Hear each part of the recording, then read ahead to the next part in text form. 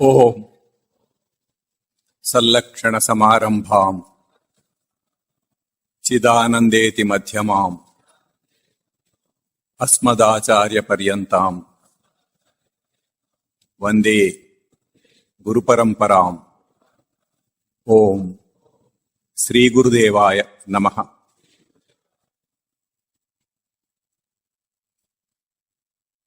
సాధన చతుష్టయ సంపద గురించి చెప్పుకుంటున్నాము. అంటే 4 అంశములు గల సంపద. మొదట నిత్యానిత్య వస్తు వివేకం గురించి చెప్పుకున్నాము. ఆ తర్వాత ఇహాముత్ర ఫల భోగ విరాగం వైరాగ్యం చెప్పుకున్నాము. ఆ తర్వాత సమాధి షట్క సంపత్తి అని 6 అంశములు గల సంపద. ఇంద్రియ నిగ్రహాలు, అంతరింద్రియ నిగ్రహం, బాహ్యేంద్రియ నిగ్రహం, ఉపరతి, తితిక్ష, శ్రద్ధ, సమాధానం అని ఈ 6 అంశముల గురించి చెప్పుకున్నాము.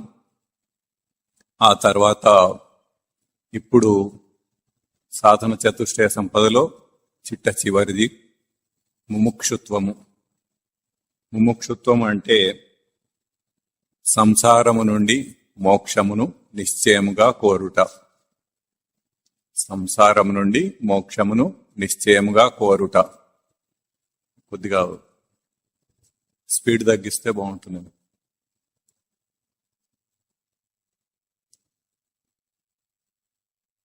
ఇక్కడ సంసారము, మోక్షము అని 2 పదాలు ఉన్నాయి. సంసారము అంటే ఇదివరకు 2-3 సార్లు చెప్పుకున్నాము. జనన మరణ ప్రవాహ రూపమైనది సంసారం. అంటే పుట్టటం, చావటం, పుట్టటం, మళ్ళీ పుట్టటం, మళ్ళీ చావటం, మళ్ళీ పుట్టటం, మళ్ళీ చావటం, ఇట్లా చర్వణంగా చేసిందే మళ్ళీ మళ్ళీ చేస్తూ జీవిస్తూ ఉండటం అనేది సంసారం అని చెప్పుకున్నాము. మన ఇళ్లలో భార్య, భర్త, పిల్లలు సంసారం కాదు. ఇది జీవితం ఎట్లా అన్నది. అంటే జీవుడు మళ్ళీ మళ్ళీ పుడుతూ చస్తూ ఉండటం అనే దాన్ని, ఆ ప్రవాహ స్వరూపాన్ని సంసారం అని అన్నారు. ఆ తర్వాత మోక్షం. మోక్షం అంటే విడుదల. ఎక్కడి నుండి విడుదల? ఈ సంసారం నుండి విడుదల. ఈ జనన మరణ ప్రవాహ రూపం నుండి విడుదల పొంది తన నిజస్వరూపంలో నిలవటం, దాన్ని మోక్షం అని చెప్పి అన్నారు.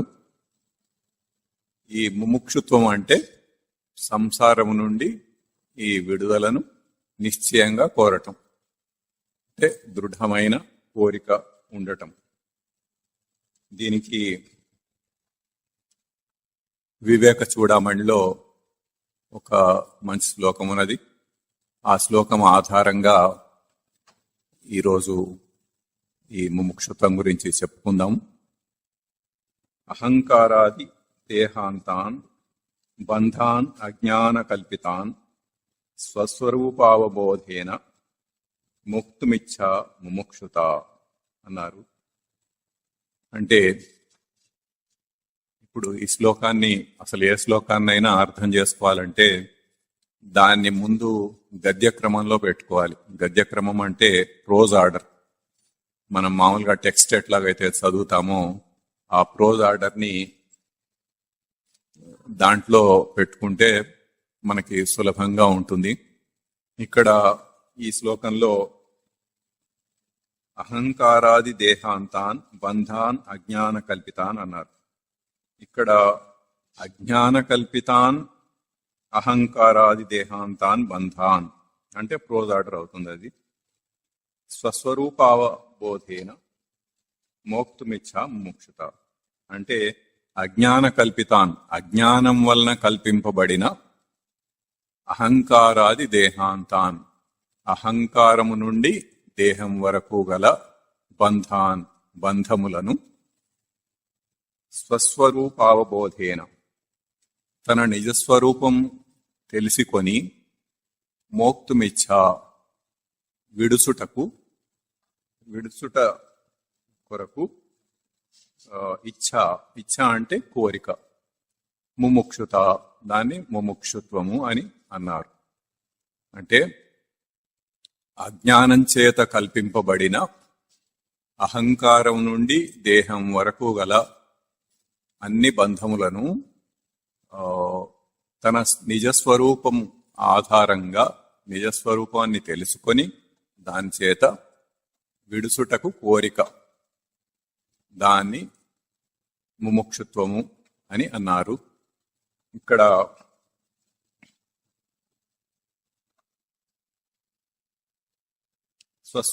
అంటే మన చార్ట్లో చూపించుకున్నాము, అహంకారము అనేది ఇక్కడ ఉంటుంది.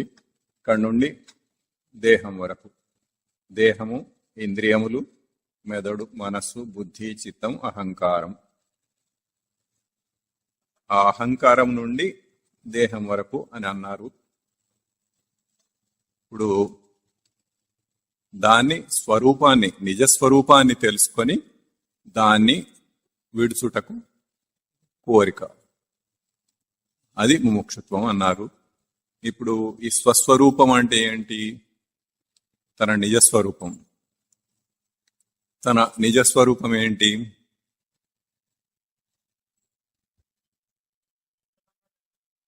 సచ్చిదానంద స్మృతి తన నిజస్వరూపం. ఆ నిజస్వరూపాన్ని తప్పుగా గుర్తించుకొని ఈ అంశాలన్నిటినీ, అహంకారం నుండి దేహం వరకు గల అంశాలను వాటినిగా కల్పించుకొని, వాటితోటి బంధాలు కల్పించుకొని అట్లా జీవిస్తున్నాడు ప్రస్తుతం జీవుడు. ఇప్పుడు ఈ స్వస్వరూపాన్ని తప్పుగా గుర్తించుకొని జీవించటం అనేది ఎట్లా ఉంటుందనేది ఒక చిన్న కథ చెప్పుకుందాము. ఒక అడవిలో ఒక గొర్రెల మంద ఉంటూ ఉండేది. ఒకరోజు ఆ గొర్రెల మంద మీద దాడి చేసి ఒక సింహం, ఒక గర్భవతి అయిన సింహం దాని మీద దాడి చేసింది. మామూలుగా దానికన్నా తక్కువ పరాక్రమం గల జంతువులను అన్ని సంపుకొని తినటం అనేది అదే దానికి ఆహారం కనుక అది దాడి చేసింది. అయితే మనుషుల్లాగా గర్భంతో ఉంటే విశ్రాంతి తీసుకోవటం, హాస్పిటల్కి వెళ్ళి డెలివరీ చేసుకోవటం అట్లాంటివన్నీ వాటికి ఉండవు కదా. వాటికి తిండి పెట్టే వాళ్ళు ఎవరు ఉండరు. అది చివరి దాకా దానికి అదే తిండి సంపాదించుకోవాలి, తినాలి. అది అట్లా ఎగిరి దూకి ఒక గొర్రెను పట్టుకునేటప్పటికీ ఆ ఫోర్స్ కు అక్కడ దాని డెలివరీ అయిపోయి ఆ సింహం పిల్ల బయటపడిపోయింది. ఇది ఆ గొర్రెను పట్టుకొని అది తీసుకొని వెళ్ళిపోయింది, తినేసింది. అది ఇంకా దాని మానని అది ఉంది. అయితే ఆ సింహం పిల్ల గొర్రెల మందలో పడి ఉంది. పడి ఆ గొర్రెలతో కలిసి తను కూడా ఒక గొర్రెనే అనుకొని అది జీవిస్తోంది. అంటే తన నిజస్వరూపాన్ని మర్చిపోయి దానికి తెలియక ఆ గొర్రెపిల్ల స్వరూపంలో అది నివసిస్తోంది అనమాట. అట్లా ఉండి అవన్నీ గడ్డి తింటుంటే ఇవి కూడా గడ్డి తింటోంది. అవన్నీ మేమని అరుస్తుంటే ఇది కూడా అట్లాగే అరుస్తోంది. దాంట్లోనే కొన్ని గొర్రె పిల్లలు దానికి ఫ్రెండ్స్ అయ్యారు. వాటితో తిరుగుతూ ఉంటుంది, చేస్తూ ఉంటుంది, అట్లానే బతుకుతూ ఉంటుంది. అట్లా చాలా కాలం గడిచిన తర్వాత అది కొంచెం బాగా పెరిగి పెద్దదైంది. ఆ గొర్రెలు కూడా వాటితో పాటే అది ఉంటుంది, అట్లాగే ఉన్నాయి కాబట్టి వాటిలాగానే చూసుకుంటున్నాయి. అయితే ఒకరోజు ఒక సింహం ఆ గొర్రెల మంద మీదకి దాడికి వచ్చింది. అది దూరం నుంచి చూసే దాని మధ్యలో ఒక సింహం ఉండటం అనేది చూసి చాలా ఆశ్చర్యపడింది. ఇదేంటి గొర్రెల మందలో ఉంది ఇది అని. అది సరే మామూలుగా అది పరిగెత్తుకెళ్ళి దాని మీదకి లంఘించి అంటే ఎగిరి దూకి పట్టుకోవడానికి ప్రయత్నం చేసింది. ఈ లోపల గొర్రెలన్నీ పారిపోతున్నాయి. వాటికి తెలుసు కదా, వాటికి ఇన్స్టింక్ట్ ఉంటుంది. ఆ ఇన్స్టింక్ట్ తోటి అవి పారిపోతూ ఉన్నాయి. పారిపోతూ ఉంటే ఈ సింహం వచ్చి ఆ సింహం పిల్ల పెరిగి పెద్దదై దాంట్లో బతుకుతున్నది ఏదైతే ఉన్నదో దాన్ని పట్టుకుంది. పట్టుకుంటే అది అరుస్తుంది, నన్ను పోని అది ఇది అని. అది దాన్ని గట్టిగా పట్టుకొని, నువ్వేంటి గొర్రెల మందలో అంటే నేను గొర్రెనే అంటోంది అది. అట్లా కాదు, నీకు చూపిస్తాను రా అని అక్కడ దగ్గరలో ఉన్న ఒక నీరు ఉండే ప్రదేశానికి, ఒక చెరువో లేకపోతే ఒక చిన్న కుంటనో ఏదో అక్కడికి తీసుకెళ్ళి దాంట్లో నీ మొహం చూడు, నా మొహం చూడు ఎట్లా ఉన్నాయి, రెండు ఒకటే ఉన్నాయి అని చూపిస్తుంది అనమాట. అంటే అది చూస్తుంది, కొంచెం అప్పటికి కొద్దిగా భయం తగ్గి చూస్తుంది అనమాట. చూస్తే తన ముఖం లాగానే, ఆ సింహం ముఖం లాగానే తన ముఖం కూడా ఉంది. అది అట్లా చూసుకొని, సరే నువ్వు నాలాగా అరువు అని అది గట్టిగా గాండిస్తుంది అనమాట. అది కూడా ప్రయత్నం చేస్తుంది. ఒక 2 సార్లు 3 సార్లు 4 సార్లు ప్రయత్నిస్తే దానికి కూడా అట్లాంటి అరుపు వస్తుంది. అది కూడా సింహం లాగానే గర్జిస్తుంది. గర్జిస్తే ఓహో నేను సింహాన్ని అని ఇంకా దానికి దృఢం అవుతుంది. అప్పుడు ఆ సింహాన్ని తనతో పాటు అది తీసుకొని వెళ్ళిపోతుంది. అంటే ఇంతకాలం నుండి అది సింహమే అయ్యుండి కూడా ఒక గొర్రె పిల్లను అని అనుకొని గొర్రెలతోటి బతుకుతూ ఉంది. ఇక్కడ దీంట్లో సిగ్నిఫికెన్స్ ఏంటంటే, సింహం అనేది తన నిజస్వరూపం, అంటే సచ్చిదానంద స్మృతి దానికి నిజస్వరూపం, దానికి పోల్చినది. ఆ గొర్రెలు అనేవేమో ఈ పాంచభౌతికమైన ప్రపంచం, ఈ ప్రపంచాన్ని గొర్రెలతోటి పోల్చారు అక్కడ. అయితే ఈ ప్రపంచంలో తన నిజస్వరూపాన్ని అది మరిచిపోయి అదే తన ప్రపంచం అని ఒక లౌకికంగా అట్లా జీవిస్తూ ఉంటోందన్నమాట. అది తనను తాను తప్పుగా గుర్తించుకొని, ఇప్పుడు మనం కూడా మన నిజస్వరూపమైన సచ్చిదానంద స్మృతిని వదిలిపెట్టి మర్చిపోయి, అది చాలా మందికి అసలు అది ఒకటి ఉందని కూడా తెలియకనే ఇట్లా ఈ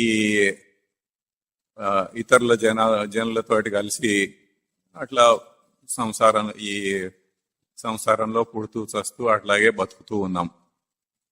అది ఎప్పుడైతే తన నిజ స్వరూపాన్ని తెలుసుకుంటాడో అప్పుడు ఆ సింహం ఇంకా గొర్రెలను వదిలేసి సింహంతో వెళ్ళిపోయినట్లుగా అప్పుడు తన నిజ స్వరూపంలో బ్రతకటం అనేది మొదలు పెడతాడు. అది దీని యొక్క సిగ్నిఫికెన్స్. తనను తాను తప్పుగా గుర్తించుకోవటం వలన జరిగిన ఉపద్రవం ఇది. ఆ తర్వాత బంధం గురించి ఇదివరకు చెప్పుకున్నాము. బంధం అంటే ఇంగ్లీష్లో అటాచ్మెంట్ అంటారు. అపరిమిత స్వరూపమైన తనకు, అంటే తన నిజ స్వరూపం అనేది అపరిమితమైన, దానికి ఏమీ లిమిట్స్ అంటూ ఎక్కడా లేవు, సర్వవ్యాపి. సచ్చిదానంద స్మృతి అనేది సర్వవ్యాపి. అటువంటి సర్వవ్యాపి లక్షణం కలిగిన తను ఒక పరిమితమైన రూపంగా ఈ దేహాన్ని పట్టుకొని, ఇది ఈ దేహంతో ఈ లోకం ఒక పరిధిగా, ఇది ఒక పరిధి అంటే ఒక బౌండరీ అన్నమాట. ఈ బౌండరీస్ లో ఈ దేహమే నేను, ఈ లోకంలోనే నేను బ్రతుకుతున్నాను, జీవిస్తున్నాను, ఇట్లా పుడుతూ చస్తూ ఉన్నాను అని అనుకుంటూ అట్లాగే జీవిస్తున్నాడు. అది అట్లా ఉండటం దేని వల్ల జరుగుతోంది, దీనికి ఎవరు సహాయం చేస్తున్నారు అంటే ఈ శ్లోకంలో అహంకారాది దేహాంత అని అన్నారు. అహంకారం నుండి దేహం వరకు గల, అంటే అహంకారం అంటే ఏం చేస్తుంది, అది నేను చేస్తూ ఉంటుంది. దేన్నన్నా తీసుకొని ఇది నేను నేను నేను అని చేస్తుంది అనమాట. అంటే మనల్ని ఎప్పుడు నేను నేను అని అనిపించేది ఈ అహంకారము. ఇంకా నేను అనేది అహంకారము, నాది అనేది మమకారం. మమకారం అంటే నాది. ఇట్లా మనం దేని ఇష్టపడతామో, దేని కోరుతామో వాటిని నాది నాది అని అనుకుంటూ ఉంటుంది మమకారం. అట్లా ఉండేటట్లుగా చేసేది అనేది ఈ అహంకారం అనే లక్షణం. అది అట్లా చేస్తూ ఉంటుంది. ఇప్పుడు దేహమే నేను అన్నట్లుగా ప్రవర్తింపజేస్తోంది. ఒకానొక కారణం ఇంతకుముందు మనం చెప్పుకున్నది, దేహంలో కాలి గోటి దగ్గర నుండి తల వెంట్రుక వరకు గల అన్ని కణములు, ఇవన్నీ కూడా తను దగ్గరుండి తల్లి గర్భంలో తయారు చేసుకున్నవి. ఇవన్నీ తన సంస్కారంతో పుట్టినవి. వీటన్నిటికీ కూడా ఒక సెన్సెస్, అన్ని సెన్సేషన్ అనేది వాటికి ఉంటాయి. ఉండి అవి తన సంస్కారాన్నే గుర్తు చేస్తూ ఉంటాయి. ఆ రకంగా ఆ సెన్సేషన్ వల్ల ఎక్కడ ఏ ఒక సూది మొనంత ఏదన్నా టచ్ అయినా కానీ ముట్టుకున్నా అది నేను అన్న భావం వచ్చేస్తుంది అక్కడ, నాకు తెలుస్తుంది. కాబట్టి ఇప్పుడు ఈ ఈ డబ్బాతోటి దీన్ని ముట్టుకున్నాం అనుకోండి, దానికి ఏం సెన్సేషన్ ఉండదు. కానీ నా నా దేహాన్ని ఎక్కడ ముట్టుకున్నా కానీ, ఒక చిన్న సూది మానంతో ముట్టుకున్నా కానీ అది నేను అన్న ఆ సెన్స్ తెలుస్తూ ఉంటుంది అన్నమాట తనకు. ఆ రకంగా ఒక భ్రాంతిలో పడిపోయి ఈ దేహమే నేను అన్న భ్రాంతిలో బ్రతుకుతున్నాడు. ఇంకా దేహమే నేను అని అనుకున్నప్పుడు అప్పుడు ఏమవుతుంది, దేహానికి ఉన్న లక్షణాలన్నీ తనకే ఆపాదించుకుంటాడు. అంటే దేహానికి ఏముంటాయి లక్షణాలు? అది పుడుతుంది, మార్పులు పెరుగుతుంది, దానికి రోగాలు వస్తూ ఉంటాయి, ముసలితనం వస్తుంది, చచ్చిపోతుంది. సో ఇవన్నీ పట్టుకొని నేనే పుట్టాను అని అనుకుంటాడు, నేనే పెరుగుతున్నాను అని అనుకుంటాడు. ఆ తర్వాత నాకు ఈ రోగం వచ్చింది, నాకు ఆ నొప్పి వస్తోంది, ఇది వస్తోంది అని అనుకుంటాడు. నేను ముసలివాడిని అయ్యాను అనుకుంటాడు, నేను చచ్చిపోతున్నాను అనుకుంటాడు. అట్లా దేహానికి ఉండే లక్షణాలు తనకి ఆపాదించుకొని తనను తప్పుగా గుర్తించుకోవటం వల్ల అదే ఇవి లక్షణాలన్నీ ఇవన్నీ నాకే జరుగుతున్నాయి అని అనుకుంటాడు అనమాట. అట్లా దానివల్ల ఇంకా ఇంకా దృఢమవుతూ ఉంటుంది ఆ అభిప్రాయం. అయితే ఇది తప్పు. నిజమైన నేను, నా నిజస్వరూపానికి ఎప్పుడు కూడా పుట్టుక అనేది లేదు, సావు అనేది లేదు, పెరగటం అనేది లేదు, తగ్గటం అనేది లేదు, మార్పులే లేవు, అసలు రోగాలు లేవు, ఇవన్నీ లేవు. కానీ ఇట్లా తప్పుగా ఊహించుకోవటం వల్ల ఇవన్నీ నాకే జరుగుతున్నాయి అని వాటికి దుఃఖించటము, కాసేపు అప్పుడప్పుడు ఏదో తాత్కాలికంగా సంతోషించటము, ఇట్లా అని చేస్తూ అట్లా బ్రతుకుతూ ఉన్నాడు. ఆ తర్వాత ఇంకొకటి కర్తృత్వ భోక్తృత్వాలు. అంటే నేను చేసేవాణ్ణి, నేను భోగించేవాణ్ణి అని అనుకుంటాడు. అంటే తనకు ఏవైతే ప్రవృత్తి వలన కలుగుతున్న ఈ ప్రేరేపణలు, విషయ వాసనల ప్రేరేపణలతోటి కోరికలు కలుగుతూ ఉంటాయో వాటికి ఆ కోరికలు తీర్చుకోవటానికి ఏదో చేస్తూనే ఉంటాడు ఎల్లప్పుడూ. పుట్టినప్పటి నుంచి చచ్చేదాకా ఆ కోరికలను తీర్చుకోవటానికి ఏదో ఒక పని చేస్తూనే ఉంటాడు. ఆ చేస్తూ అది నేను చేస్తున్నాను అనుకుంటాడు, కర్తృత్వం. ఆ తర్వాత అది ఫలించితే భోక్తృత్వం, ఫలించకపోయినా అది నెగటివ్ అయినా కానీ దుఃఖం వచ్చినా అది భోక్తృత్వమే, దాన్ని భోగిస్తాడు. అట్లా వీటితోటి బ్రతుకుతూ ఉంటాడు. ఇట్లా సుఖ దుఃఖాలని పొందుతూ బ్రతుకుతూ ఉంటాడు. ఇది తన నిజ స్వరూపం తెలియకపోవటం వలన జరుగుతున్న అవాంతరం. ఆ తర్వాత దేహమే నేను అనుకుంటున్నప్పుడు నా వాళ్ళు అని అనుకుంటాడు. ఎవరు నా వాళ్ళు? ఈ దేహానికి సంబంధించిన వాళ్ళందరూ నా వాళ్ళు అని అనుకుంటారు. దేహానికి సంబంధించిన వాళ్ళంటే ఎవరు ఉంటారు? దేహం పుట్టింది కనుక ముందు ఒక తల్లి తండ్రి ఉంటారు. ఆ తల్లి తండ్రి నాకు తల్లి తండ్రి అని అనుకుంటాడు. ఆ తర్వాత ఇంకా అన్నదమ్ములు, అక్క చెల్లెళ్ళు, ఇట్లా వస్తున్న మిగతా ఆ దేహాలు కూడా అదే తల్లిదండ్రికి పుట్టిన ఇతర దేహాలను అన్నదమ్ములు, అక్క చెల్లెళ్ళు అట్లా అనుకుంటాడు. ఆ తర్వాత తన ఒక భార్యనో భర్తనో కట్టుకొని మళ్ళీ వాళ్ళకు పిల్లలు, వీళ్ళు నా పిల్లలు అని అనుకుంటాడు. ఇట్లా వీళ్ళందరూ నా వాళ్ళు అని అనుకుంటారు. నిజానికి తన నిజస్వరూపమైన సచ్చిదానంద స్మృతికి ఇవన్నీ ఏమీ లేవు. నా వాళ్ళు అనేది లేదు, దేహంతో సంబంధం లేదు, వీళ్ళందరూ దేహంతో సంబంధంతో కలిగిన వాళ్ళు. అట్లా కాకుండా ఇవన్నీ నేనే అని అనుకుంటూ ఉంటాడు అనమాట, తన నిజస్వరూపం తెలియకపోవటం వల్ల. ఇంకా బంధుమిత్రులు, ఆఫీస్లో కొలీగ్స్ కానీ ఎవరైనా అందరూ వీళ్ళంతా నా వాళ్ళు, దగ్గర వాళ్ళు, ఫ్రెండ్స్ అట్లా అనుకుంటూ ఉంటాడు అనమాట. అట్లా జీవిస్తూ ఉంటాడు. ఇట్లా ఉండి వాళ్ళలో ఎవరికి ఏదైనా కానీ తనకే అది జరిగినంతగా సంతోషమో దుఃఖమో ఏదైనా కానీ వాళ్ళకి ఏదో జరిగితే అదే తనకే జరుగుతున్నట్లుగా అది ఫీల్ అవుతూ ఉంటాడు.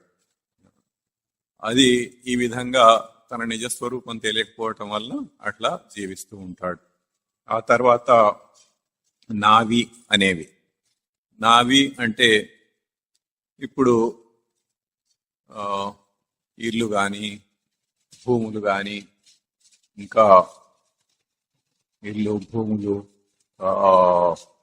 ఫ్యాక్టరీలు. ఓం తత్సత్, ఓం తత్సత్, ఓం తత్సత్.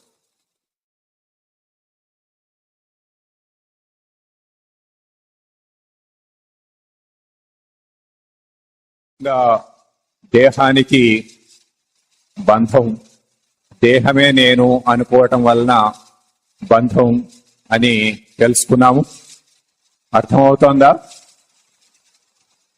దేహమే నేను అనుకోవటం వలన కలిగే బంధం ఎట్లా ఉంటుందో తెలుసుకున్నాము.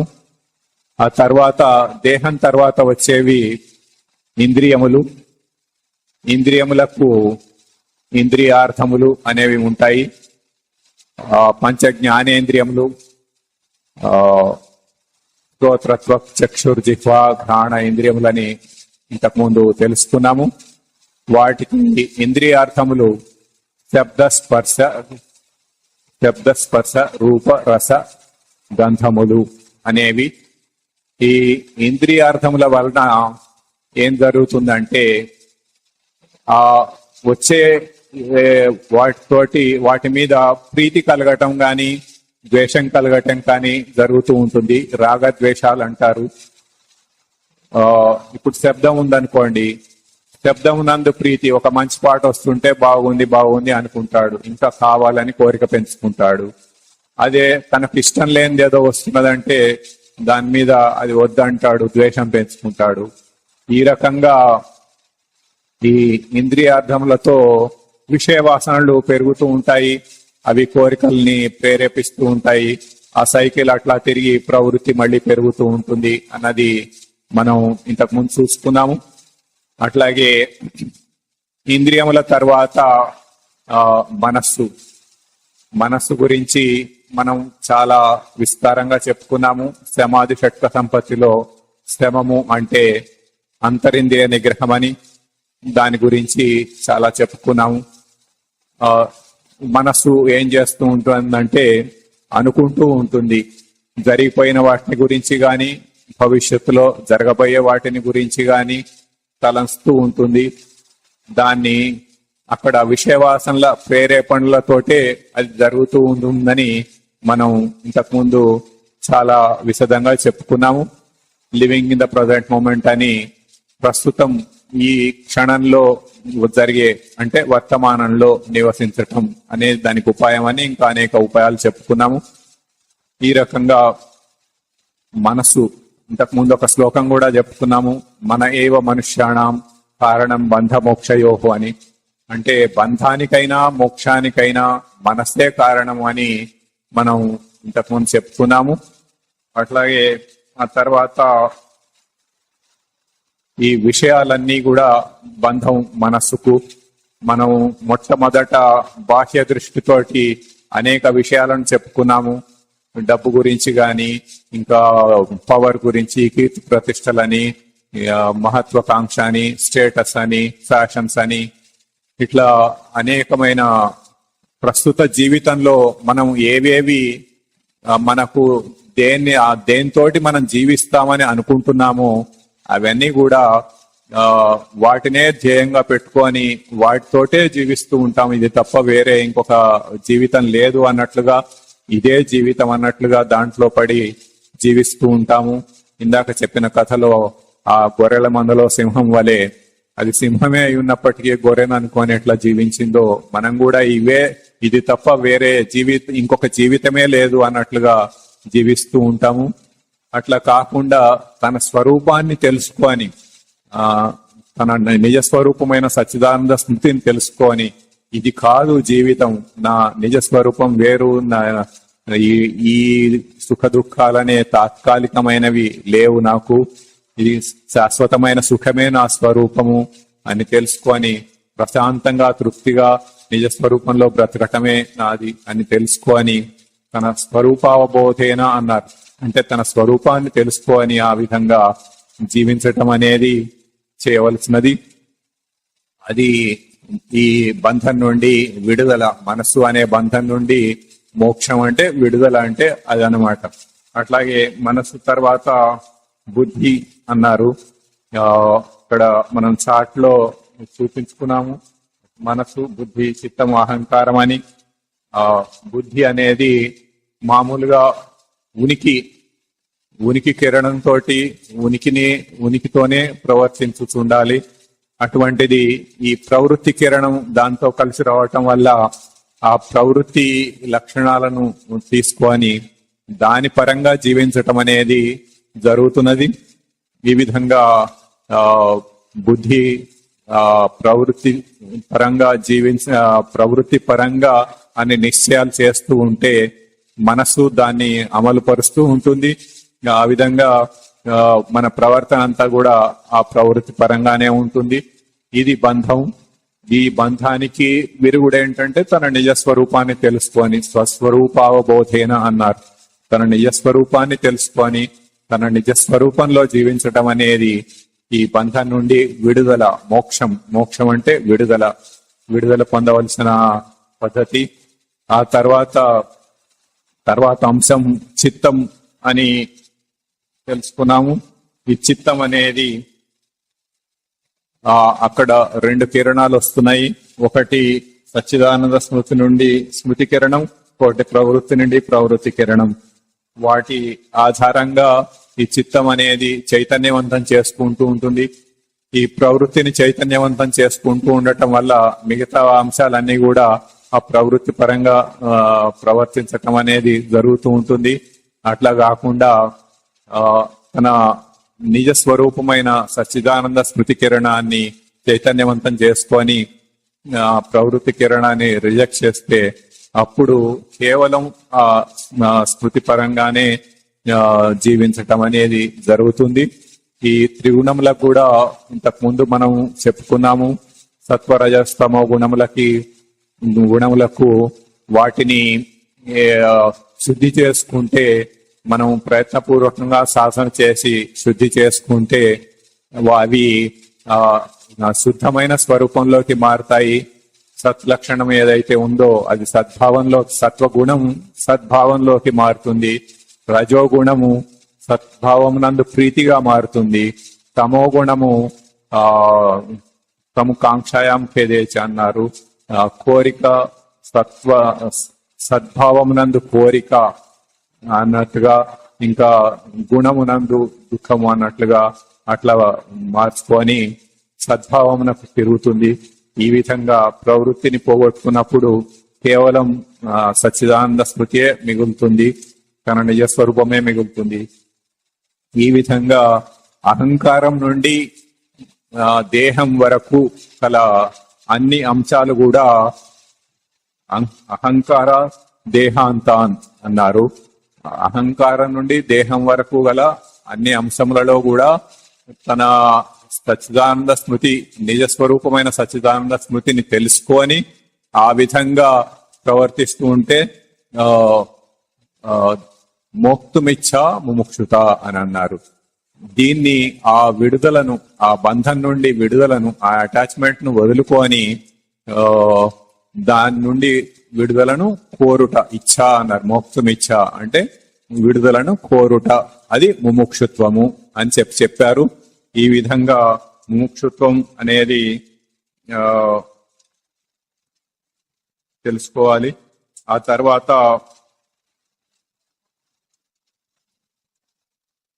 మొట్టమొదట అసలు మనకు ఒక సమస్య ఉంది అని తెలియాలి. అది ఎంతో మందికి అది అసలు తెలియనే తెలియదు. ఇప్పుడు మీరు ఇక్కడికి వచ్చి వింటున్నారు కనుక మీకు అది కొంత తెలుస్తోంది, ఒక సమస్య ఉంది అని.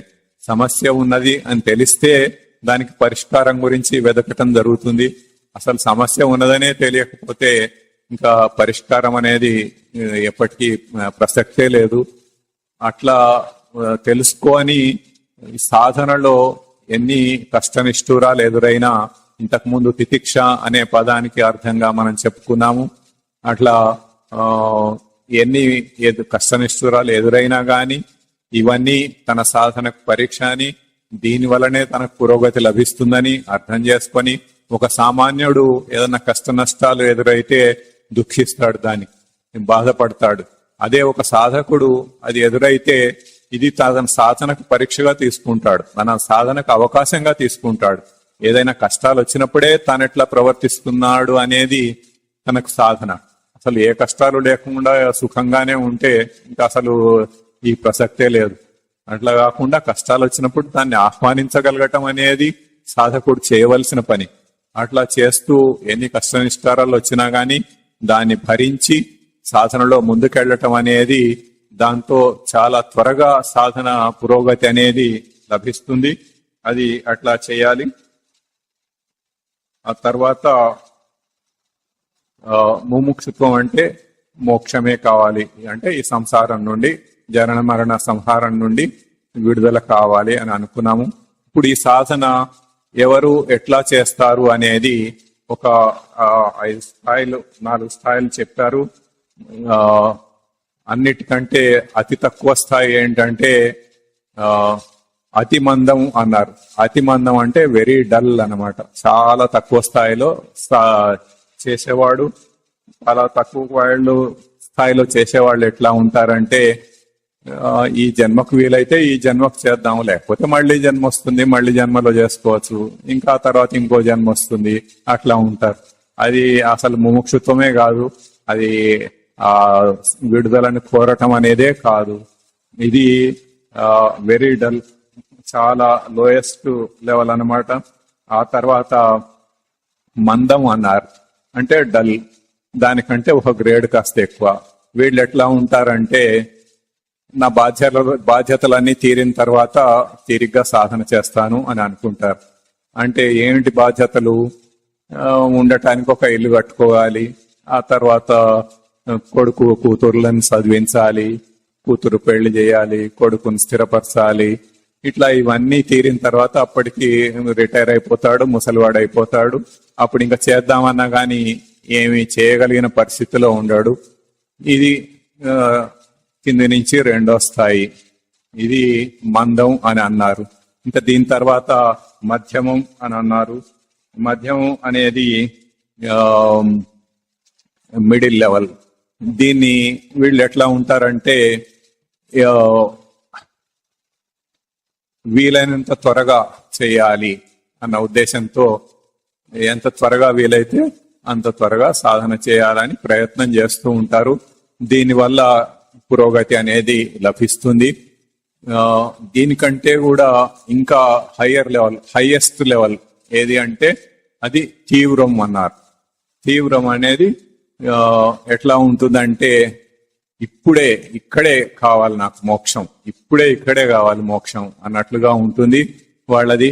అంటే ఎప్పుడో సాధన చేస్తూ ఉంటే ఎప్పుడో రావటం అన్నది కాదు. పరిస్థితి ఎట్లా ఉంటుందంటే, నీళ్లలో పడి మునిగిపోతున్న వాడికి గాలి అందక ఎట్లా అయితే కొట్టుకుంటూ ఉంటాడో, గాలి కావాలి, ఆక్సిజన్ కావాలని కొట్టుకుంటూ ఉంటాడో, అటువంటి పరిస్థితిలో ఉంటాడు తీవ్ర సాధకుడు. అది యోగ సూత్రాల్లో కూడా, పతంజలి యోగ సూత్రాల్లో కూడా తీవ్ర సంవేగానాం ఆసన్న అన్నారు. అంటే ఈ తీవ్రంగా ఈ వేగంతో చేసేవాడికి మోక్షం అనేది చాలా దగ్గర అవుతుంది అని.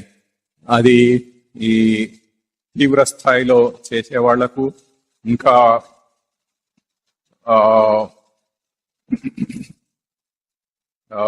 దీనికి సంబంధించి ఒకటి చెప్తారు.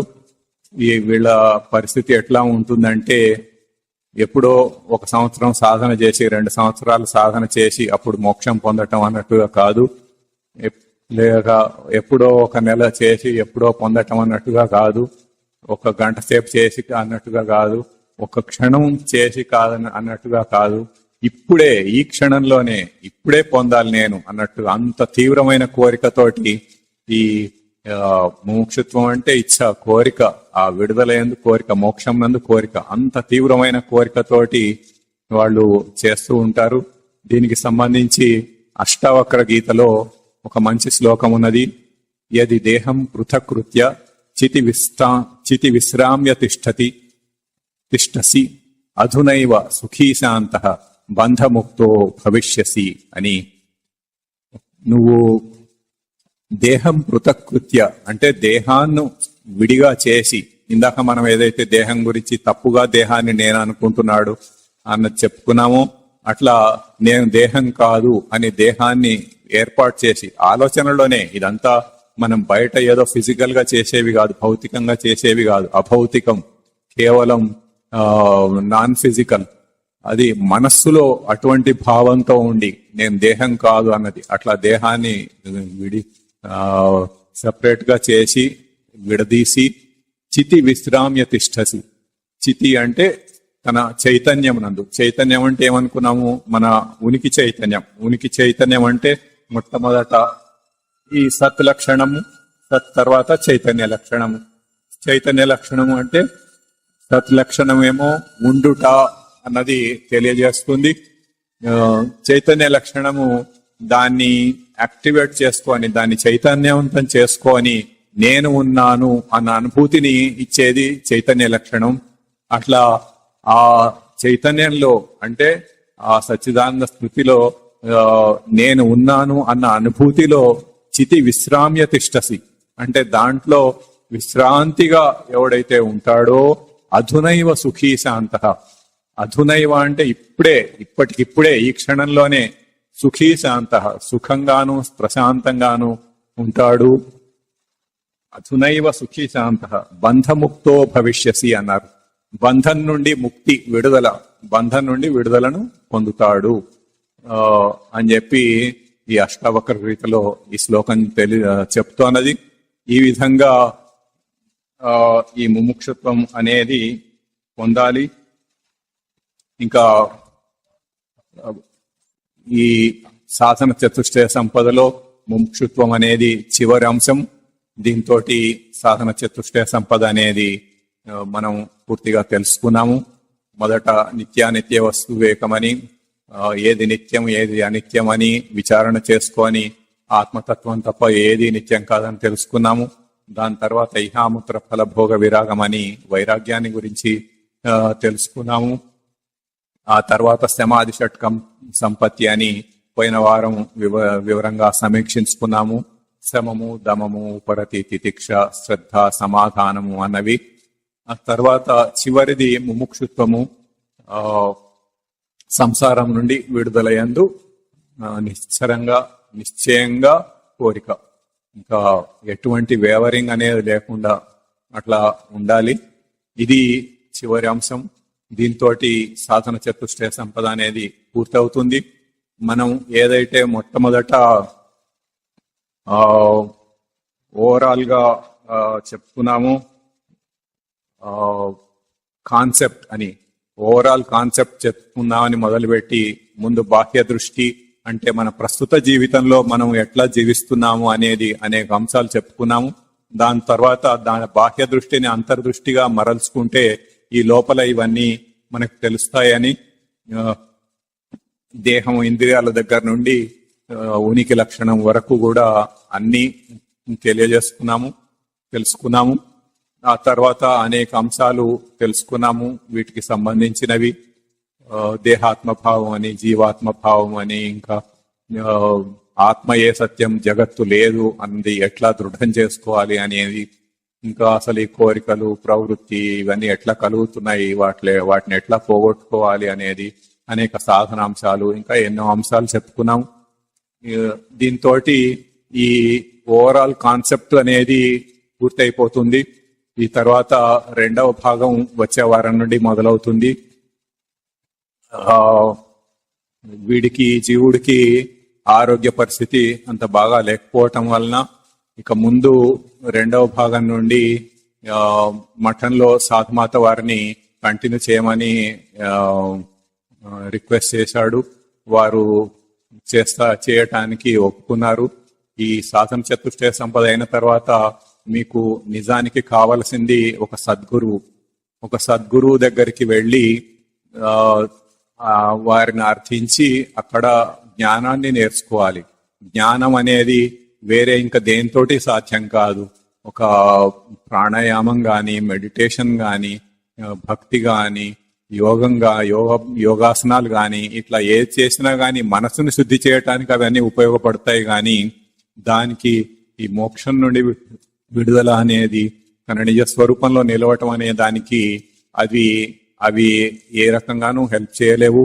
జ్ఞానం ఒక్కటే దానికి అది చేయగలిగింది. ఇవన్నీ వీటితోటి మనస్సును శుద్ధి చేసుకుంటే ఆ శుద్ధమైన మనస్సు మనకు ఉపయోగపడుతుంది. అయితే అది చేయటానికి ఒక సద్గురువును ఆశ్రయించాలి. దానికి భగవద్గీతలో ఒక మంచి శ్లోకం ఉన్నది.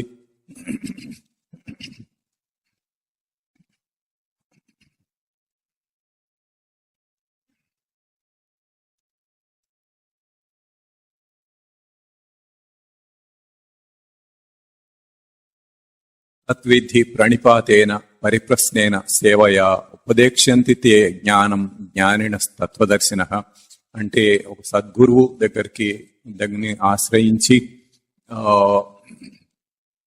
ప్రణిపాతేన అంటే సాష్టాంగ నమస్కారం చేసి, పరిప్రశ్న సేవయా అంటే వారికి సేవ చేసుకుంటూ, పరిప్రశ్నేన అంటే తన ఎంతవరకు అర్థమైంది, తనకు ఏం సందేహాలు ఉన్నవి అన్నది వినయంగా ప్రశ్నలు అడుగుతూ ఆ సద్గురువు దగ్గర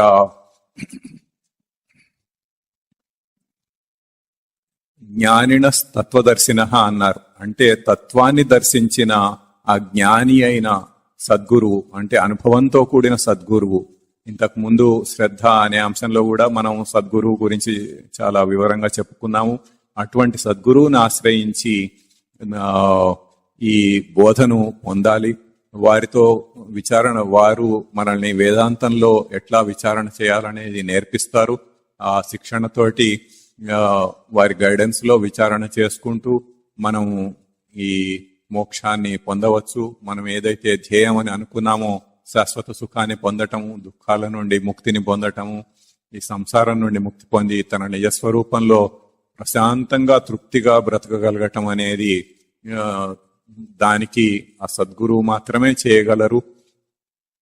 దీనికి వీడు ప్రస్తుతం అంత స్ట్రెయిన్ తీసుకునే పరిస్థితిలో లేడు. దేహ ఆరోగ్యం అంత సుముఖంగా లేదు కనుక ఎంతకాలం చేయగలుగుతాడనేది నమ్మకం లేదు. కనుక ఎక్కడైతే ఈ పరిచయం అనేది ముగుస్తుందో అక్కడి నుండి నెక్స్ట్ మఠంలో సాధుమాత వారు అంటే చాలా సంవత్సరాల నుంచి ప్రవచనాలు చెప్తున్నారు. వారు మఠంలోనే ఉండి స్వామివారికి శుశ్రూష చేసుకుంటూ స్వామివారి దగ్గర నుండి జ్ఞానాన్ని పొందారు. ఆ రకంగా దాన్ని కేవలం జ్ఞానం పొందటమే కాకుండా చాలా అనుభవంతో అవన్నీ అనుభవించి, ఆ భావాలను అనుభవించి ప్రాక్టికల్ గా అవన్నీ కూడా ఎట్లా ఏం చేస్తే ఏమవుతుంది అన్నది పూర్తిగా తెలిసిన వారు. మఠంలో మఠాధిపతి అయిన స్వామివారి తర్వాత మాతవారే నెక్స్ట్ ఇన్ఛార్జ్. వారు మీకు ప్రవచనాలు చెప్పటానికి ఒప్పుకున్నారు. వారు వచ్చే వారం నుండి వస్తారు. నేను కూడా వస్తూ ఉంటాను అప్పుడప్పుడు, వీలైనప్పుడు, అంటే చేతనైనప్పుడు నేను వస్తూ ఉంటాను, చేత కానప్పుడు రాను. కానీ ఇప్పుడు ఏదైతే మనం ఒక సత్కార్యం మొదలు పెట్టామో అది కంటిన్యూ అవుతుంది. మీరు అందరూ శ్రద్ధగా విని తగిన సాధన చేసుకోవాలి. కేవలం వినటంతో ఏమీ జరగదు, విచారణ చేసుకోవాలి. ఏదైతే ప్రవచనాల్లో చెప్తున్నారో ఆ అంశాలను పూర్తిగా విచారణ చేసుకొని మీ అంతటా మీరు అనుభవాన్ని పొందాలి. ఆ అనుభవాలతోటే మీరు ముక్తిని పొందుతారు. కానీ కేవలం విచారణ వల్ల ఏమీ జరగదు, కేవలం వినటం వల్ల జరగదు. దాన్ని విచారణ చేసుకొని ఏవైతే కొన్ని నియమాలు మనకి చెప్పారో, వేటి వల్ల అడ్డంకులు తగ్గుతాయని చెప్పారో ఆ నియమాలను పాటించి చేసుకోవాలి. అట్లా చేసుకుంటే అందరూ కూడా ముక్తిగార్హులే.